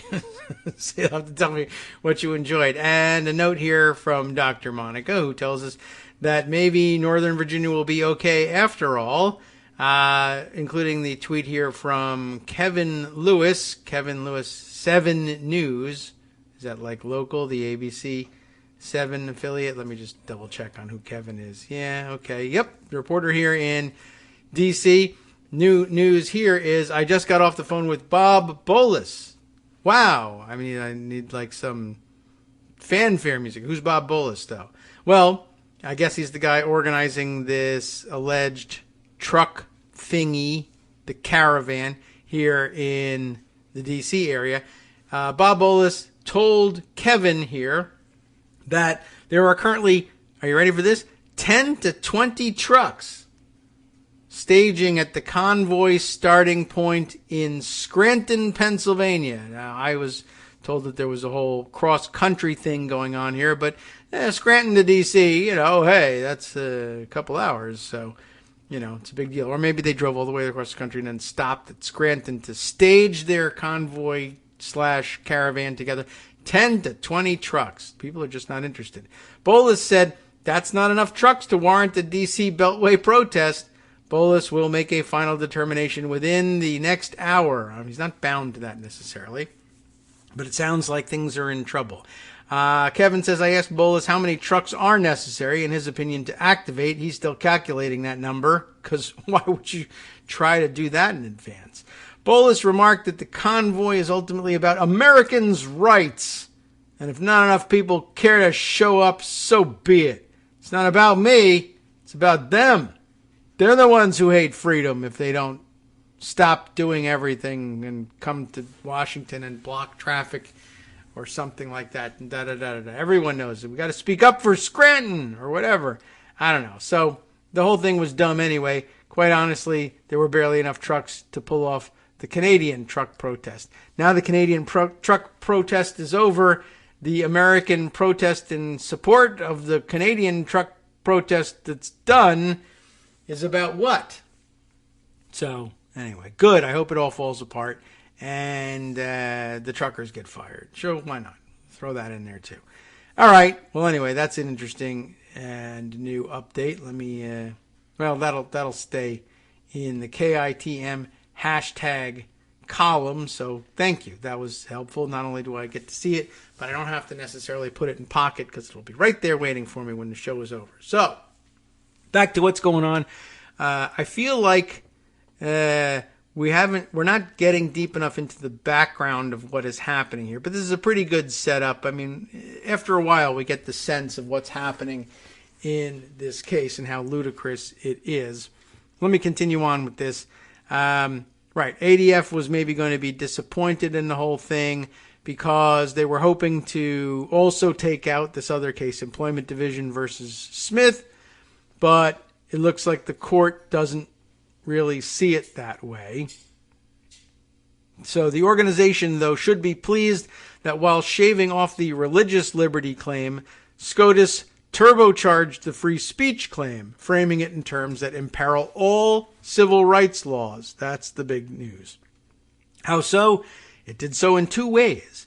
First, the court spoke not of a website designer, but of, quote, an artist, which I'm not even really sure that a website designer is. I mean, there's certainly some elements of website design where it's the intention of the client to give license to the designer to be artistic.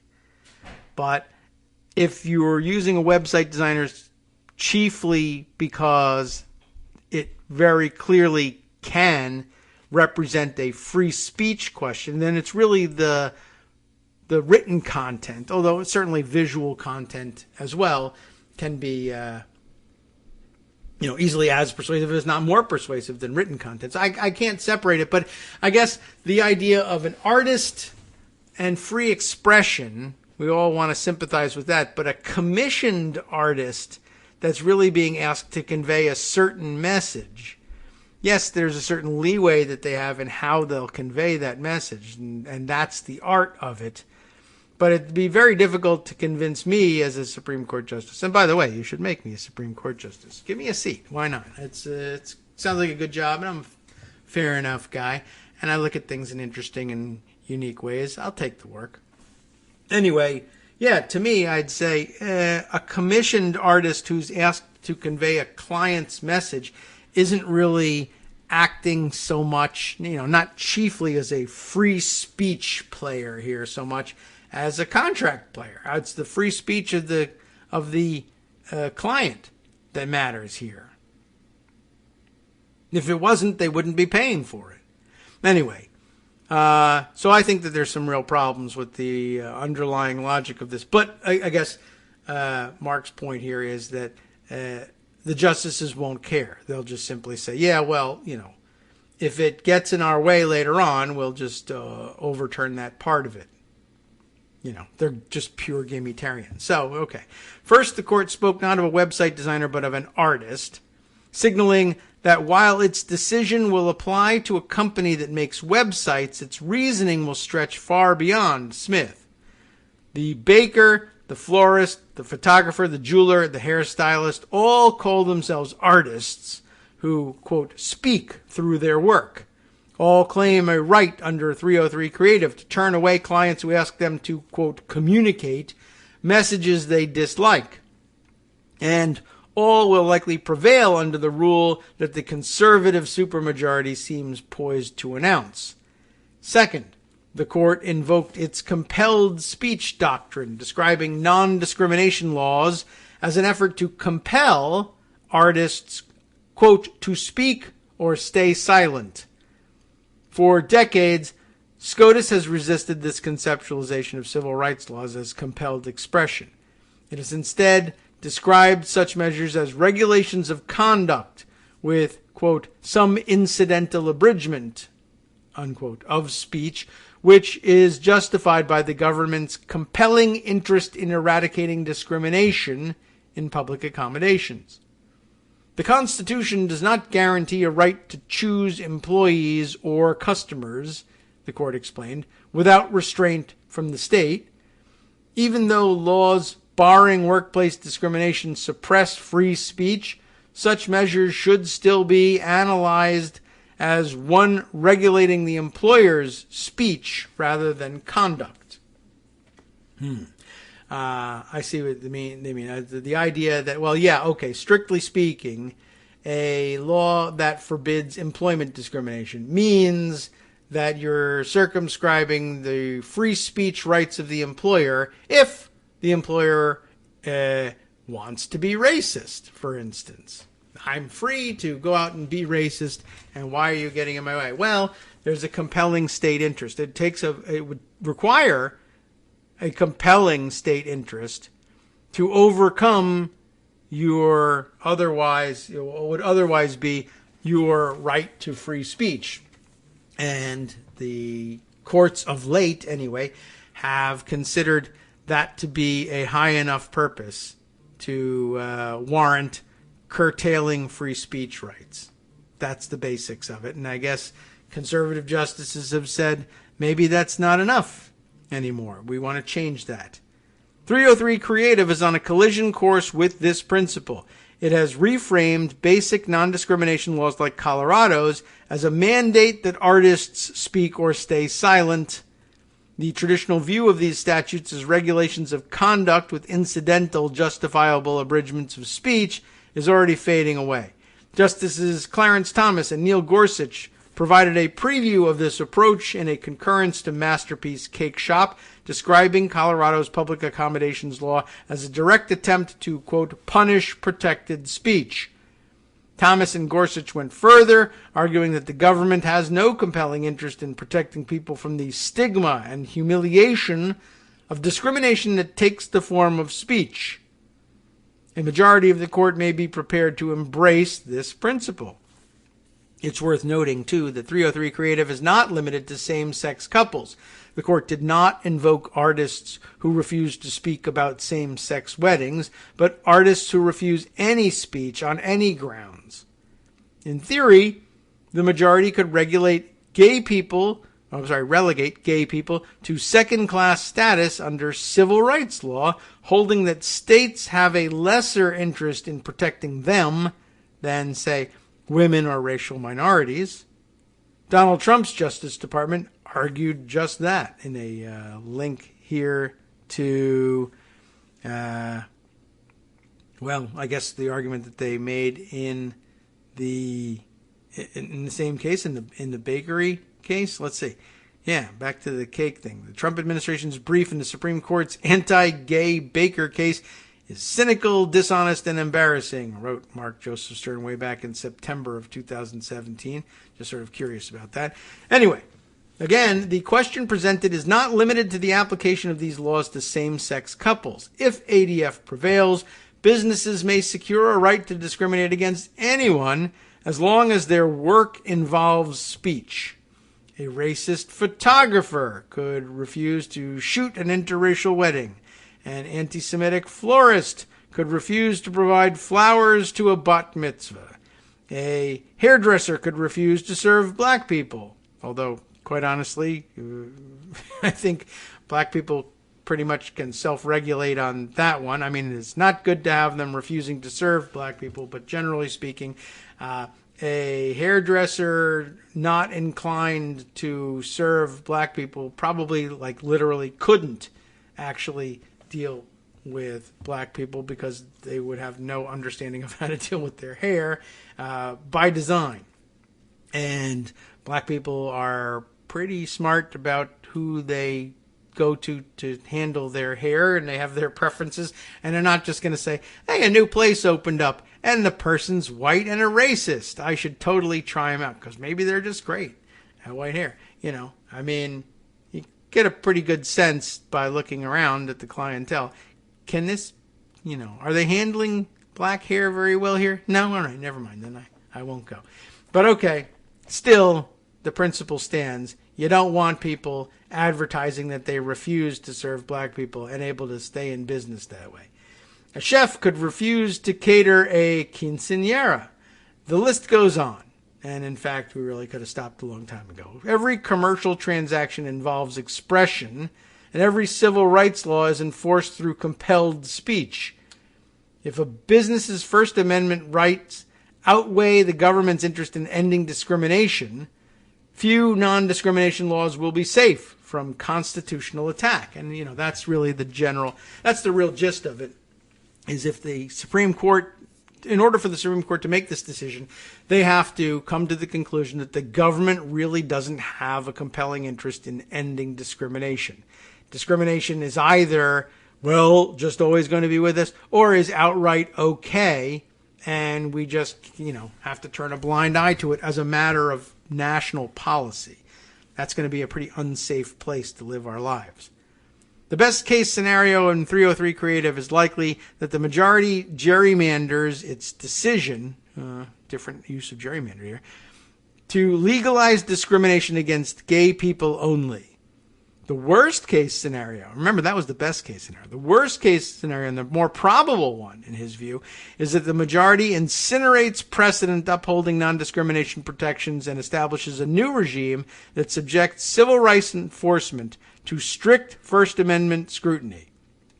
On its face, this case is a culture war clash over the scope of gay rights, but just beneath the surface lies a poisonous presumption about the supremacy of speech over equality that may destroy the government's authority to keep the marketplace open to all.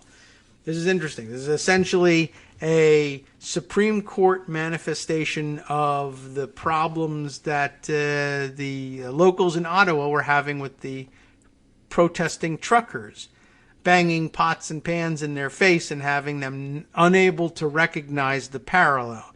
You're banging this pot in my face is an illegal and unconstitutional imposition on my right to freedom of speech. My right to freedom of speech, of course, includes me honking my horn in your face, and that's okay because I got here first, or I'm awesome, or I'm bigger than you, or I listen to country music and you don't, or whatever the reasoning is supposed to be.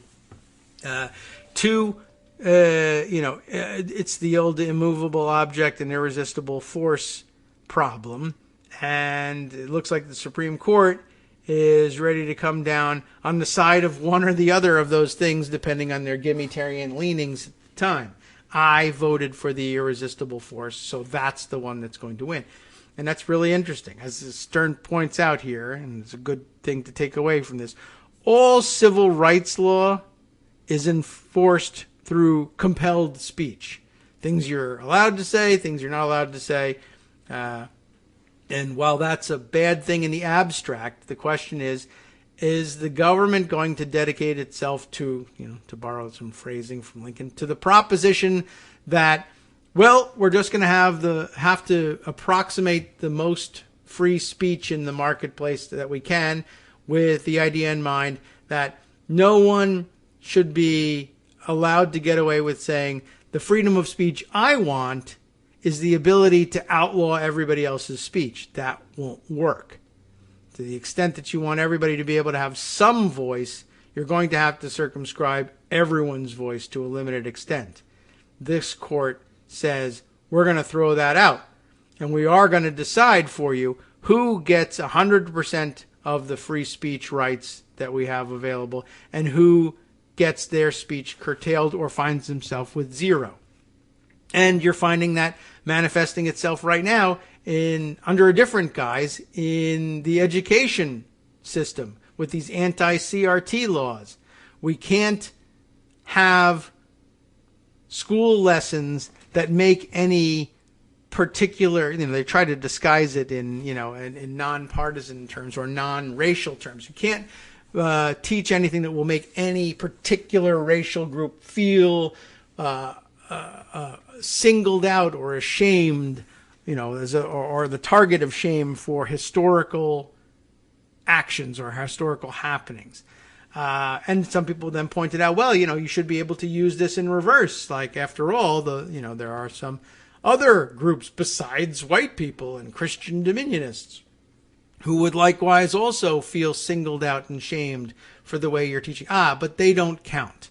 What we really mean here is the white people can't be made uncomfortable in all of this. And so you're going to have to sit there and allow yourself to be discriminated against so that this group isn't discriminated against. But it's always going to be them that's not discriminated against, and always going to be you, because you're always going to be making them uncomfortable because you're standing up for yourself and you're come from a different viewpoint, and they want their viewpoint to prevail. And your viewpoint prevailing sometimes gets in the way of their right to say that they should prevail all the time. You see, you can't tell them that they shouldn't think of themselves as right all the time, because that's infringing on their free speech. So maximal setting for free speech for one group and maybe zero settings for the other, as opposed to equalizing it and balancing it out the best you can and trying to get as close as you can to sharing the burden across all groups. Why not just pick one that'll get to say whatever it wants, including that other people aren't allowed to say anything? That will be the upshot of this case if it comes out the way Thomas wants it to. Now, maybe it doesn't have to. Maybe you can expand the court before they get to that. I don't think so. We don't have the time to get that done. But maybe you could just get rid of Clarence Thomas entirely. And maybe you should, as the New York Times Magazine reports might be a wise thing to do in outlining the long crusade of Clarence and Ginny Thomas. The Supreme Court Justice and his wife battled for years for a more conservative America. New reporting shows how far she was willing to go after Donald Trump's 2020 election loss. So focusing pretty narrowly on January 6th, but a pretty good reason to think that maybe he shouldn't be sitting in judgment of some of the cases that are going to come out of this thing. Danny Hakim, I guess, Hakim, Hakim, and Joe Becker are the names on the byline here. Boy, a New York Times Magazine article, so I should have started this about an hour ago. But we'll give you a flavor for it and let you know that you can also listen to the article in audio form, but that'll take you an hour and 32 minutes to give you some idea of how much of this article we're going to get through in the next 10. But just to give you a flavor for it, the call to action was titled Election Results and Legal Battles. What now? Shared in the days after the 2020 presidential election, it urged the members of an influential, if secret, right-wing group to contact legislators in 3 of the swing states that tipped the balance for Joe Biden: Arizona, Georgia, Pennsylvania. The aim was audacious: keep President Donald J. Trump in power. The group, the Council for National Policy, brings together old-school Republican luminaries, Christian conservatives, Tea Party activists, and MAGA operatives with more than 400 members who include leaders of organizations like the Federalist Society, the NRA, the Family Research Council.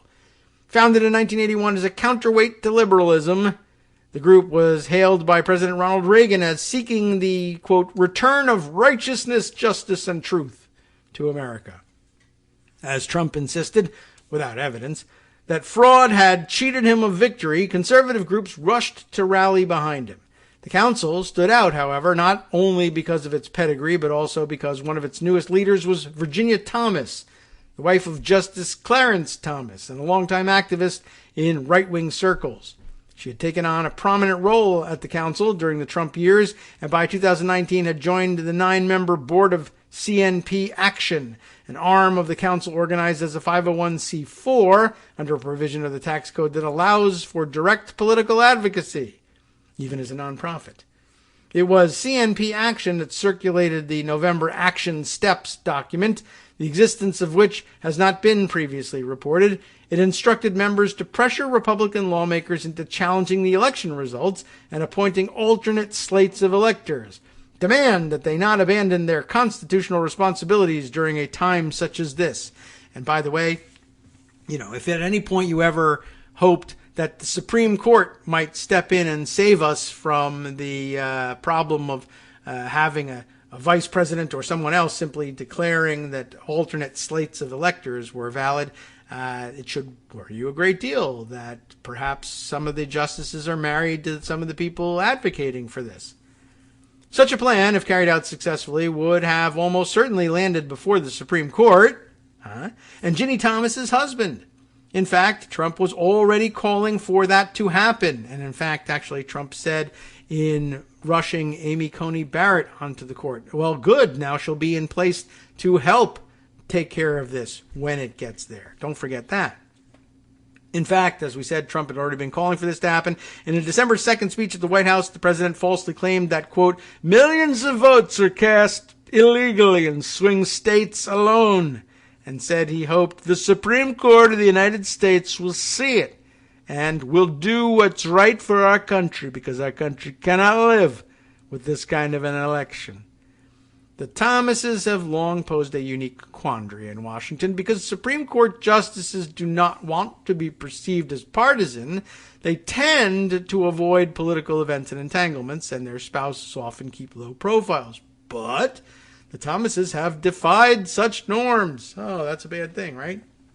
Since the founding of the nation, no spouse of a sitting Supreme Court justice has ever been as overt a political activist as Ginny Thomas. In addition to her perch at the Council for National Policy, she founded a group called Groundswell with the support of Stephen K. Bannon, or Stephen K.G.B. Bannon, as we like to call him, the hardline nationalist and former Trump advisor, who looks like he got poisoned with dioxin like the Ukrainian guy. It holds a weekly meeting of influential conservatives, many of whom work directly on issues that have come before the court. Seems like a no-no. Ginny Thomas insists in her counsel biography that she and her husband operate in separate professional lanes, but those lanes in fact merge with notable frequency. For the 3 decades he has sat on the Supreme Court, they have worked in tandem from the bench and the political trenches to take aim at targets like Roe v. Wade and affirmative action. Together, they believe that America is in a vicious battle for its founding principles, as Ginny Thomas has put it. Her views, once seen as on the fringe, have come to dominate the Republican Party, and with Trump's 3 appointments reshaping the Supreme Court, her husband finds himself at the center of a new conservative majority, poised to shake the foundations of settled law, as we just described in Mark Joseph Stern's article. In a nation freighted with upheaval and division, I'm reversing those two for some reason, the Thomases have found their moment. This article draws on hours of recordings and internal documents from groups affiliated with the Thomases, dozens of interviews with the Thomases' classmates, friends, colleagues, and critics, as well as more than a dozen Trump White House aides and supporters, and some of Justice Thomas's former clerks, and an archive of Council for National Policy videos and internal documents provided by an academic researcher in Australia, Brent Allpress. It takes an Australian to give a really, truly unbiased look at all of this, I guess. The reporting uncovered new details on the Thomases' ascent, how Trump courted Justice Thomas, how Ginny Thomas used that courtship to gain access to the Oval Office, where her insistent policy and personnel suggestions so aggravated aides that one called her a wrecking ball, while others put together an opposition research-style report on her that was obtained by the Times. Wow, it should be interesting if you get to read it on your own, since we won't get to it today. And the extent to which Justice Thomas flouted judicial ethics guidance by participating in events hosted by conservative organizations with matters before the court. But you have no recourse in all of this, of course. Those organizations showered the couple with accolades and, in at least one case, used their appearances to attract event fees, donations, and new members. New reporting also shows just how blurred the lines between the couple's interests became during the effort to overturn the 2020 election, which culminated in the rally held at the Ellipse just outside the White House grounds, aimed at stopping Congress from certifying state votes that gave Joe Biden his victory. Many of the rally organizers and those advising Trump had connections to the Thomases, but little has been known about what role, if any, Ginny Thomas played, beyond the fact that on the morning of the March to Save America, as the rally was called, she urged her Facebook followers to watch how the day unfolded. Love MAGA people! On a bunch of exclamation points. She posted before the march turned violent, and then in all caps, God bless each of you standing up or praying. I don't know why the or is in lowercase, but it is. But her role went deeper and beyond CNP action. Dustin Stockton, an organizer who worked with Women for America First, which held the permit for the Ellipse rally, said he was told that Ginny Thomas played a peacemaking role between feuding factions of rally organizers so that there wouldn't be any division around January 6th. Well, that sounds all pleasant enough. But anyway, as I said, we're not going to be able to get to the vast majority of what's in here, though I'll perhaps read through it and maybe distill something out for later in the week. But yeah, just be clear on what you're looking at here. Recall that the aim of January 6th was to set up another one of those situations where it's, if you squint at it just right, it's difficult or impossible to tell who's in the right here and who can act with what authority. I mean, for the rest of us, well, you're supposed to have an election and the people who get the most votes win. But no, there's a role that the states play, there's a role that the state's governor plays, there's the role that the state board of elections plays, there's the role that the electors play, then there's the role that the Congress plays, and the role that the vice president had made up for him by the president, and the president saying, well, I'm enforcing national security, or I'm invoking the Insurrection Act, all these things that, it's taking some real legal work to try to lay the groundwork for pressing charges against people because, our laws didn't contemplate this being done by officialdom. But it is. But I guess always you had, over and above it all, well, none of this will fly at the seat of justice. The legal reasoning of the Supreme Court will put a stop to all this nonsense, or decide as between the irresistible force and the immovable object. But now we find out that a significant portion of the court was in on it too. Not a really good situation, and maybe something that points to trouble with solving this with legislation. NetworksRadio.com.